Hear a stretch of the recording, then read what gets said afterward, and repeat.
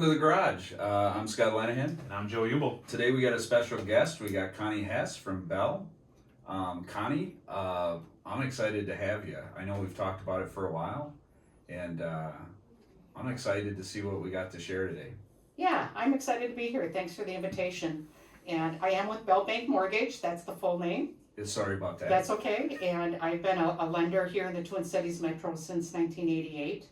So Wow. do the math, and you'll know that I've been through a little bit of everything. And back in the day when we would get credit reports after waiting 6 weeks for a credit report, and it would be mailed to us. None of this fax stuff, none of this email Fax? stuff. Is faxing? Yeah. You guys still- I you guys even still did that. fax. Yeah, still fax every now and then. So, industry has changed, but it's still a people position. It's still just like what you do with your buyers and sellers. It's relationships. It's people. It's hands-on. I agree. Yeah. Joe, why don't you want to lead us in? Yeah, well, first let's do a market update. I know what we see on our side is different than what you see on your side, so we'd love to hear what you see on the mortgage side in terms of what the market's doing. Okay. Well, I think from what we've talked about before, they kind of correlate. We maybe see a little more activity before you see it because buyers are getting pre-approved before they actually buy a house. Right. So we have seen an uptick in activity in our company here with inquiries, people calling with questions, thinking about getting pre-approved, and then a couple weeks later, now I want to take the jump and get pre-approved, and then they'll be out there looking at houses with you guys.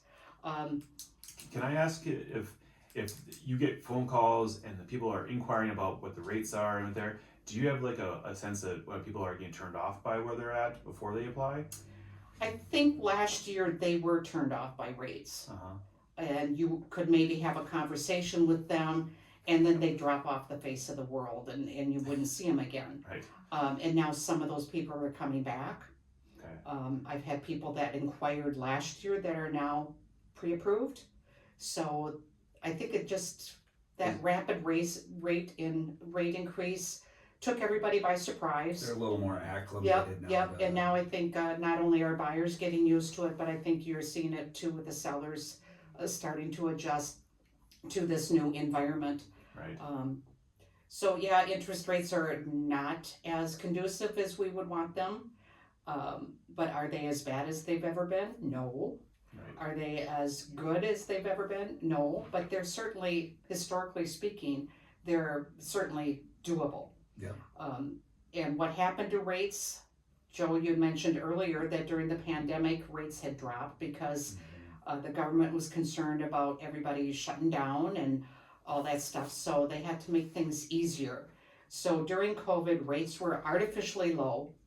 And then as we came out of COVID and the economy got stronger, we saw prices for everything going up. So now there's that fear of inflation. So the Federal Reserve is trying to control inflation and keep that in check so that we don't have too much inflation, double-digit prices for everything. That wouldn't be good either. Are you surprised that coming out of it, this is kind of a throwing it out of nowhere That's okay. conversation that came in my head, but are you surprised that the Feds didn't start accelerating the rate faster as the economy was starting to accelerate really fast out of COVID? Yes, hindsight tells us that they should have acted sooner. Right. But they were maybe looking at different data, maybe analyzing it a little bit differently. Or different expectations. And maybe didn't want to spook the economy because it was growing. Right. And maybe they didn't want to stifle that growth too soon after COVID. And we say after COVID, we're still not after COVID, but at least we're learning to deal with it, and it's not keeping us locked in our houses. So Right. that's Well, all people. moving forward. Yeah. So Connie, we kind of in the pre-discussion, we were talking about, you'll be watching the news and you hear they're raising rates 0.25%. We had a brief discussion about, what does that mean to your average consumer when they hear on the news the Fed raised the rate 0.25%? Okay. What does that mean? Good question. So a lot of people think that the Fed controls all interest rates. The Federal Reserve is a branch of the government, of course, and they do not control all the rates. They only control one rate, and that is the overnight rate from their bank the money that they lend overnight to another member Fed bank. Mhm. So it's a very, very short-term rate, like 24 hours or less, Yeah. because that money then gets paid back immediately. Okay. So that's the rate that they are controlling. So when you hear in the news that the Fed raised the rate a quarter point, that is the rate that they're talking The about. rate between the banks, the Fed and the Correct. banks, yep. Correct. But what the Fed does with the federal funds rate trickles down to the rate you're paying on your credit card, the rate on a car loan, et cetera, et cetera. So more consumer rates that would be affecting like you buying a car or buying other things, consumer goods. Correct. Whereas for your industry and our industry, it's different, right? Correct. It's based. So mortgage money, we'll kind of morph into that if that's okay. Yeah. Mortgage money is, of course, a longer term investment. It's a high quality investment because you've got real estate that you're lending against. How does a bank determine what their mortgage rate is? And here's another misconception. People call me up and they say, hey Connie, what's the rate today? Mm-hmm. Thinking that there's one rate for everybody all across the United States. Yeah. So every bank can set their own rates for anything that they're selling, whether it's But a you car had loan stated or it what. was based off of the 10-year Yep. Treasury note. Yep, it is. Yep. So the Capital Markets Department is going to look at the 10-year Treasury bill, and that's what they tend to use for mortgage pricing. So they're going to follow the yield on the 10-year T, and that yield can go up or down. The 10-year Treasury note is a commodity that the Treasury Department sells. So it's an investment grade for a 10-year term, and you buy that and you get a certain interest rate paid to you every year over 10 years. And who buys those? Investment grade companies, insurance companies, China buys a lot of our 10-year Ts. So big investors, and that's why the price can fluctuate a little bit too.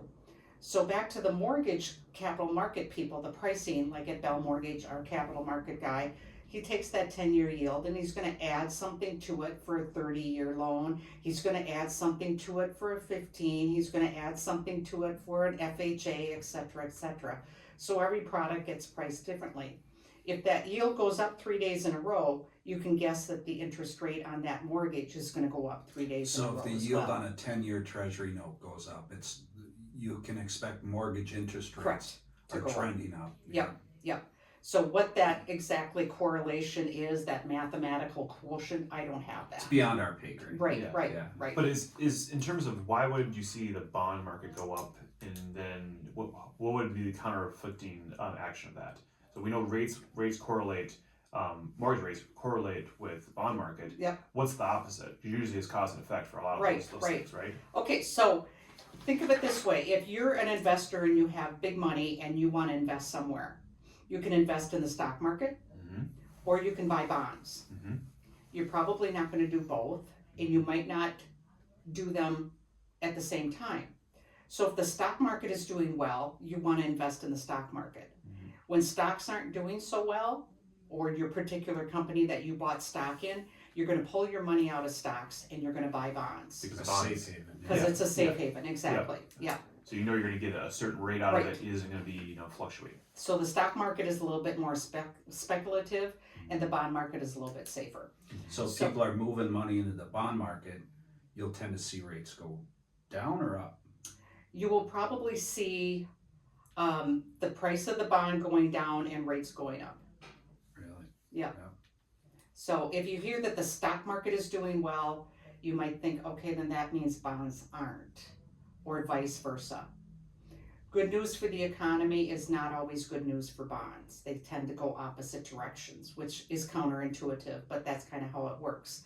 So last week when the Fed raised the rate a quarter point, and then on Friday the employment figures came out showing huge job growth, way more than the anybody was expecting. That was a surprise to the bond market. Bond market doesn't like surprises. Interest rates went up almost immediately, even during the announcement of the unemployment figures. That was happening. So that was counterintuitive. And why did the Fed raise rates? Well, they're trying to balance off that inflation rate. They don't want too many people buying too many goods because that's gonna make the cost go up, hence the inflation. Mm. So they're trying to control that, they're trying to find a happy medium, Right. a balance between the rate of inflation and everything else. So going back about maybe a week and a half, there was an event that happened. Maybe you can help me remind me what it was that helped rates drop, mortgage rates drop, and it came over the weekend. It was a Friday announcement, and then over the weekend the rates dropped under what is that quotable 6 mark that was very common. Do you remember what that was? I'm trying to remember what that trigger was. Great, Joe. We didn't bring this up in the pre-discussion. Yeah, You now know? you're Sorry, catching me up. I throw a But curveball. it did, and it rates dropped to the lowest level they've been in a month. Right. Maybe it was consumer spending. Was that what it was? Yeah. Okay, I think that's probably what it was. Yeah. I think it was because inflation was coming down. Right, wasn't it was the inflation figure, consumer price index. That's right. CPI. That's right. Okay, good. So we got that figured out. Thanks, Joe. Really. But anyway, good observation. So that dropped rates, and then the Fed raised the overnight rates a 1/4 point, which was expected. And then 3 days later, this boomerang of a employment figure, which kind of wrecked everything because we were going in the right direction. Right. And then that was kind of threw everything off. I So always kind of see it as a gas pedal, right? Yeah. Where they're, you're pushing to try and get things to go. So the rates are going down, you're pushing down on the pedal. Mhm. And when things are going too well, you're letting off the pedal, right? Yep. And Yep. you're Good analogy. you're trying to keep that Fine steady line. pace. Yep. Where's the cruise control button, Connie? I know that. They should have that. They should have that. Do you have any predictions for where we're going to be towards the end of the year? Is there Yeah, anything where the things is going to end up? The president of our company has put out his feelings, and I also concur with that. And it's very similar to what I think I've seen NAR say and some of the local real estate community that we're probably going to see rates drop during this calendar year. To what level? We don't know. Right. When those drops are going to happen, we don't know. Is it going to be a nice, easy, slow landing, nice cruise control coming in? Don't know. There might be some rough patches like we're in right now. But the trend is going to be for lower rates. Maybe mid to high fives by the end of the calendar year. We'll see. Some work to do, and the inflation is going to be the stickler. That's going to be the key Right. element. Right. Yeah. And something else happens like Ukraine again, that could be another- Things we can't control is Right, out right. of the U.S. control, those Yeah, kind of things. Yeah, exactly. that makes sense. Exactly.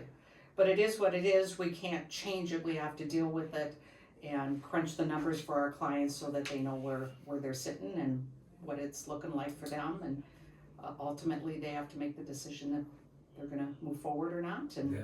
and go from there. Well, the good thing is that we in our Minnesota market, we have those cyclical benchmarks, and we just came out of one of the benchmarks being the holidays, Mm-hmm. and now we're seeing activity jump, seeing listings get more activity, buyers get more into the market. It's just a matter of what trajectory they go for these days. Right. Well, and you brought up, Joe, the beautiful day we just had yesterday where it Yeah. hit 50 degrees. Mm-hmm. That it's like a mental note. Mm-hmm. Spring's here. Time to buy a Right. house. Well, you were thinking, I don't want to move in the winter. Right. Right. No All one of a knows. sudden, that seed of spring kind of gets planted for Mhm. people, and Mhm. it has an effect on the market. Mhm. Yeah, you'd be surprised how fast you close in March, and that's going to be hopefully 50s and nice sunny weather by that time. Yeah. Cross Yeah. my fingers. Maybe a little mucky, but Yeah. in that world. Um, I think we're good on a market update so and rates, but what do we think about the .com versus the in-person lenders that we tend to see different stuff? Because Right. a lot of our consumers, they tend to start online, whether it's Lending Tree or Rocket Mortgage or these type of .com things where they're just kind of like, what are rates at? What do we do? How do I get information? Yep. So can you kind of gauge us a little bit on what you might see? I can. So let me preface that by saying that Bell Bank Mortgage, we have the technology to do an online loan application. I think every lender in town has that ability. The technology is there. We have to have it. because the consumers demand it, but also compliance-wise, the regulators regulating the banking industry and the lending industry, we have to have that data, we have to be able to produce those numbers and show them those facts and figures. So it's required in the industry, so we do have that. But does that mean that we're only going to be technology-driven? No, I think we still want people involved, we still want that hands-on, that explanation, etc.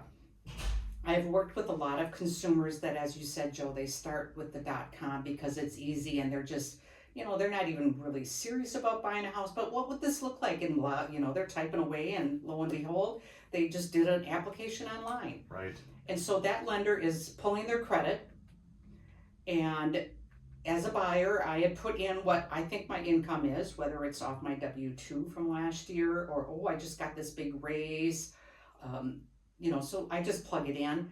So that .com lender is taking that information and spitting out an approval letter. Did that file even go through any kind of desktop underwriting type of protocols? Did an underwriter look at it? Is it totally 100% automated? How valid is it? Right. So if a consumer comes to me and they said they had started there, that's great. It gets them introduced to what's going on. But does it answer all their questions? I'm not sure. The frustrations I hear is that, first time I called in, I talked to Joe. Second time I called in, Joe wasn't there, but I had to talk to Scott. And Joe told me something that Scott didn't say, and Scott told me something that Joe didn't say, and now I'm all confused. Yeah. So I think there's that element. And also I'm concerned about the validity of any approval letter. You have to look at the fine print, and you guys see this all the time. Does it say that their credit was pulled? Does it say that their income was verified? Yeah. And I'm going to add a little to that, because as you just said that before, it reminded me of a situation that I had recently where, someone got a promotion and they went from salary to salary plus commission. Yes. So they reduced their income on their monthly basis, but they got a big bonus salary. Right. Well, salary is great and the bonus is great, but they can't use that as income. Correct. So if you put that on as your online education, I make $75,000 a year, and you didn't say that I make 50 plus 25 in commission. Correct. Technically, they're not going to use that $25,000 for at least a year, 2 years? 2 years. Yeah, that's 2 year history. And yeah. so your qualification then turns into non-existent. Then. Right. That's the danger. Right. So that's the danger. So when you sit down and you get a chance to go through those things with someone, in your shoes, you get a chance to hear them talk about what happened. So you can say, right, that's great, I can use it, or I can't use it. Right. It's make a huge difference. Yep. So And that's what the .com is missing when it's all 100% technology like that. Mm-hmm. And then that morphs into, okay, so now you as realtors have that buyer, and you ask them for the approval letter, and can they even get it from the .com lender? Well, they usually have a generic one. Yeah, right. Very generic. So you're looking at thinking, boy, what is the seller gonna think when I present this? What's this paper worth? Yeah. So that's a concern. And then if you do get to the point that you've presented an offer, there's the listing agent on the other end. Who's scrutinizing that letter? Correct, because she's got 3 other offers. And she's doing her due diligence on a Sunday morning, calling the lender saying, okay, what can you tell me? Did you verify the income? Everything's solid, just checking things off. And it's a .com lender out in California, and it's an automated telephone number, and you can't talk to the same person twice in a row. And they don't want to talk to you. Right. Is this the consumer? No. Yeah. Then No, I this can't. is the loan officer, Right. a real estate agent verifying. Yeah, we can't. It makes a huge difference, and I think Scott can speak to this too, is when us as listing agents, we get an offer in hand, either the lender already calls us, Right. or we make a phone call to the agent, they pick up, the first time, or they call you back within 5 minutes because they saw you called, saw you left a message. And they know their clients in competition. Right, and they know there's some importance to the phone call. Right. Because they have skin in the game. Whereas I feel like, you call someone across country, it could be, it'd be based on the hourly differences, based on, their demand for how much they're getting phone Business calls. hours. Yeah, Mhm. the business, or just the demand for calls they're getting on certain things. They're important to them is just turning the client, opposed to, this face to face. We care about what you're doing mentality, which I think is important in this industry. And then also as a listing agent, if you've got 4 offers on the table and one approval letter is written on Bell Bank Mortgage Stationery and the other 3 are on X, Y, and Z. Yeah. Bell Mortgage is here local. We've been here since 1892.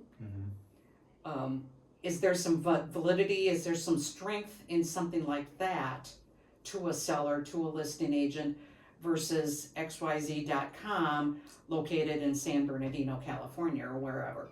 Right. It makes a big difference. Yeah. So from a competitive standpoint, I think there's something to be said for.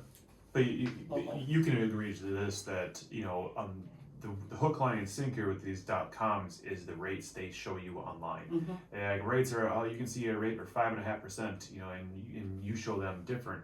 But the thing is, as you said before, rates will vary based on certain factors, whether what kind of property you're buying, what kind of rate you have, or what kind of credit you have, or any kind of things that will adjust the rates based on that. So not everyone's going to fit in that small box of that rate you're showing online. Right. So be careful about Well, that. and is that rate really what they're quoting them? Right. I mean, Yeah. 'cause let's Read the fine print. What else does it say? This rate is from November 2021. Right. You don't know. Yeah, absolutely. It could have been a quote they gave then, and now it's not current. Correct. And as soon as you apply, then all or rates are at this. once they do verification, Mm-hmm. all of a sudden it's a different rate too. Right. Yeah. Right. Yeah. And there's no accountability. They, if you don't like it, lose my extension number, So go on to the next one. as opposed to someone Lose my who's extension vested number. in the community, right? Mhm. Where Connie told me one thing and then I got another. Mm-hmm. Yeah. That soils your name and your Right. reputation. Right. So I think that's why a lot of local lenders such as yourself, they do that due diligence to make certain that they're attaching their name to a letter, Mm-hmm. that certain things on that letter have been verified, Correct. and that pre-approval is worth the paper it's written on. Correct. Yeah, I agree.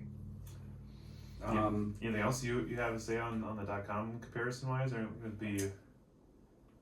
I'm not saying that they're all bad. Yeah, right. We're just trying to find a balance between technology that can help everyone Right. and move the thing along faster. If you write an offer and we need to close it in 2 weeks, we've got a chance to do that thanks to technology. But it can't be all or none. There's got to be a balance.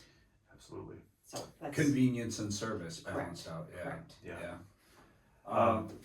So let's jump on the next one. So how about we talk about some investment property? So if you are, I'm coming to you and saying, hey, I want to buy an investment property.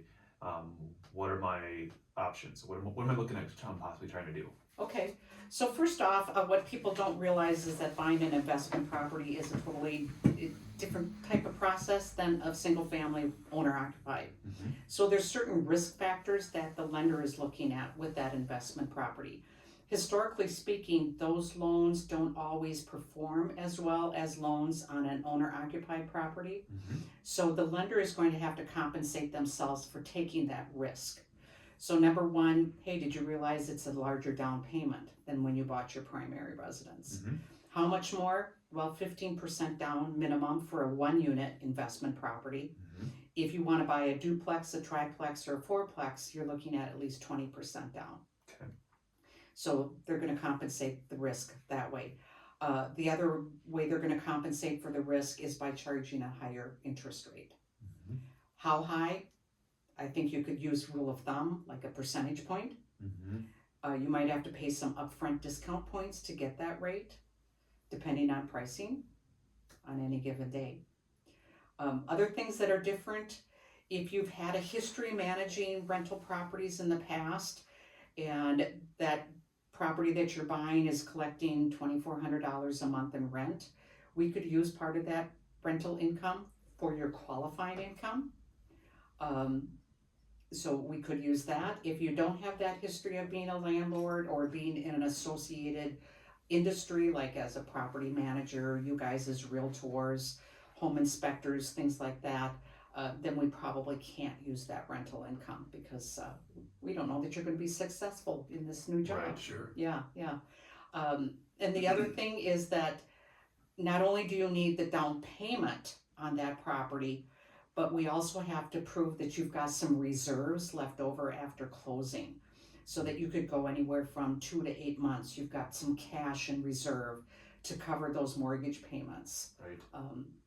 And if you own more rental properties, then that cash reserve requirement is even higher. So it's not just saving up for that down payment, but it's the reserves afterwards too.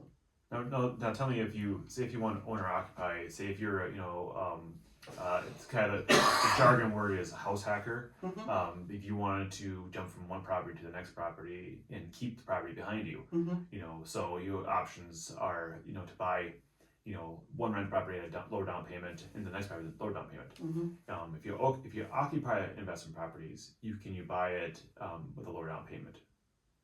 Are you talking a single family home? Either one. Okay. So you own a property now, just making sure I'm tracking with you. Yep. And you want to buy another investment, you want to buy an investment property. Yep. Well, a single family. So you're going to say that you're moving in there Mhm. as an owner occupied? Correct, but you want to keep your old property. Okay. It's really hard for us as a lender to say what we think you're lying. Mm-hmm. So we do have to ask the question, and typically you would have to write me a letter saying, I'm moving to this the reason why I want to buy this new property is because it's got more square footage. My family needs more rooms, something like that. So you're going to need to explain why you're moving from one to the other. But then you can get owner occupant Correct. rates or occupant options Correct. for lending purposes. Yeah. Mm-hmm. Okay. How many times do you think you can do that before the lender is going to say that you're just jumping around? Well, if you did it every 6 months, I think there would be a question. that might be the case. Yes, I agree with that. Yeah. I don't know that I personally have come across that where Mhm. it's been an issue. Mhm. And I've worked with clients who have owned multiple rental properties. And you can tell from their tax returns and stuff too if it's viable. Are they really filing a Schedule E with rental income? Mhm. If they're not, then maybe, well, you've got this portfolio of properties, but yet you're not claiming any rental income. What's going on? Mm-hmm. So I think that would raise some questions there. Right. So we'd have to look into it. Yeah, that makes sense. Mhm. All right. So, in terms of rental property, so you're doing for above 2 units, you want to do a duplex or a triplex or a 4-unit. You're looking at 20% down. Yep. Minimum. Mm-hmm. Okay. And 15% down would be A for single family single home. family home. Mm-hmm. Okay. And income requirements, then you have to qualify on your property you own, your primary Correct. residence, Yep. plus the mortgage you're going to acquire on the purchase. Correct. Plus any other consumer debt that you might have. Right, credit Card cards loan, or credit card. Right. Yep. Right. Is the other things that you would go into buying a rental property that'd be kind of a question mark that you want to know? I think we would start there and the questions would follow. Right. Every situation is a little bit different, but that's basically where we start. Right. Okay. Do you have any questions about the rest of the properties? No, I think you guys did a great job with it. I mean, I did that where I'd accumulate buy a property, Mm-hmm. leverage buy another Mhm. property, leverage buy another, and it worked for me. But Mhm. of course, I'm in the industry, Right. and getting leases squared away. It was all You knew how to do that. knew how to do it. Yep. Yeah. The last topic we had, you had been listening to say you want to buy a condo, and there were some things that you wanted to kind of add to that.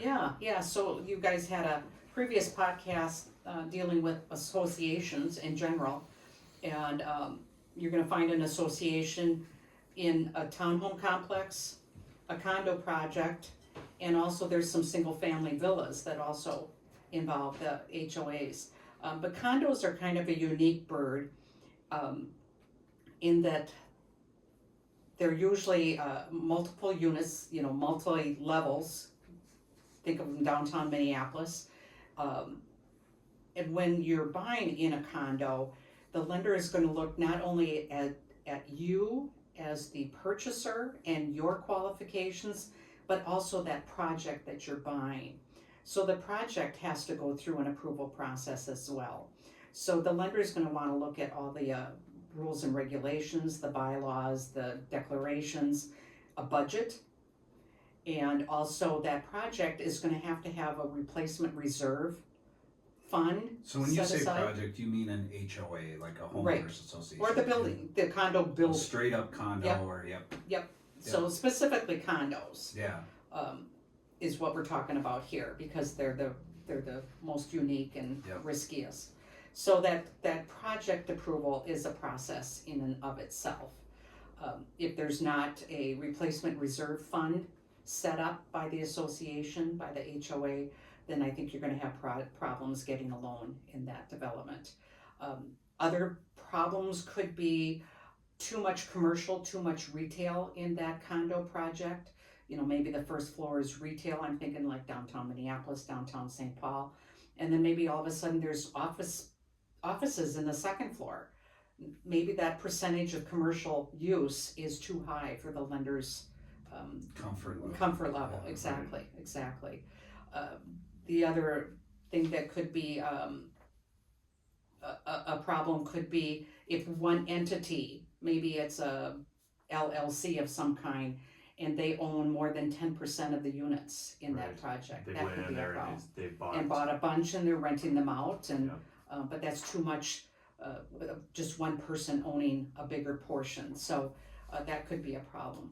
And it's the same thing with rental properties, right? Correct. So if you have so many percentage of rental properties Right. in let's say this complex of 30 units, they can't lend to one that has more than X amount, right? Typically 50% is your 50%, number, yeah, Okay. yeah, typically, yeah. Isn't FHA, I know, that's another next topic we'll get FHA's to. probably tighter on that, It's I kind of would what I was think, thinking. yeah. And that's the next thing that FHA might have an issue with rentals plus if the association isn't approved, because you need to be on the approved list, is that right? Right, FHA does have, so Federal Housing Administration, government entity, does, insures a lot of mortgages, and typically those are best for first-time home buyers because the down payment requirement is less. So FHA will tell a condo that will approve your condominium association, you've gotta give us all these documents, you've gotta go through this approval process, so FHA does that approval process themselves. So then when a FHA buyer comes in, a lender knows, oh, we've got the approval, we don't have to go looking at all those documents all over again. But the association has to keep up on that Right. and keep that paperwork current. And many of them lapse in doing so because they think, well, you know, Who's who gonna buy cares it? about FHA? Well, if you're in that FHA price range, yeah. then the association should care. It's worth money. Right. Yeah. And all the owners in that association should care, because when and if you're ready to sell your house, if you can't market it to a certain portion of buyers, then you're losing out. Right, So- that's a huge portion of buyers that first home buyer Right. range, you know, is that FHA. Yeah. So if you take that out, you probably lose maybe a quarter. Well, of no, as a buyers. listing agent, you're marketing a home, and if you're just marketing to cash in conventional buyers Mhm. and cutting out that FHA, like you'll get agents that call and go, was the building FHA approved? Mhm. And you're like, no, if it was, I'd have it on the listing. Mm-hmm. But Then You- they'd say, if it was, I'd have a buyer for you.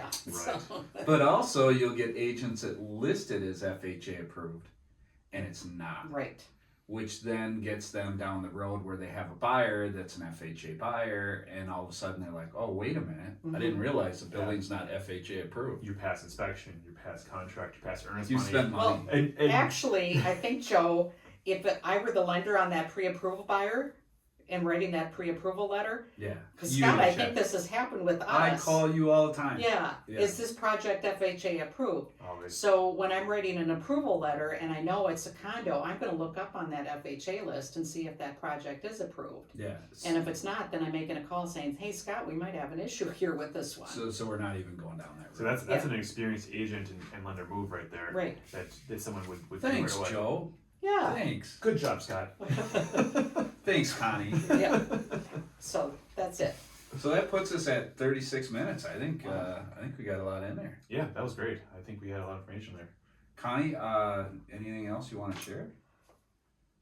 Go buy a house. Yeah. 2023 might just be your year to buy a house, and don't let the rates scare you, because there's lots of other things that are positive with the market that might overshadow any fear of that rate. Connie, how does someone get a hold of you? Well, you can go on my website. You can just Google my name and I'll pop up. Let's say it again. Your name. Connie Hess. At Bell Bank Mortgage. See, you used to be Bell Mortgage, so the It Bell used to- Bank I know. throws me off, so I just stop at Bell now. Well, that's easy too. But it's been a pleasure talking to you guys today. Yeah, thanks for coming out. Thank you. Yeah, thanks for having us. Appreciate it. With that, thanks for stopping by the garage. I'm Scott Lenihan. I'm Joe Ubel. And I'm that's- fine.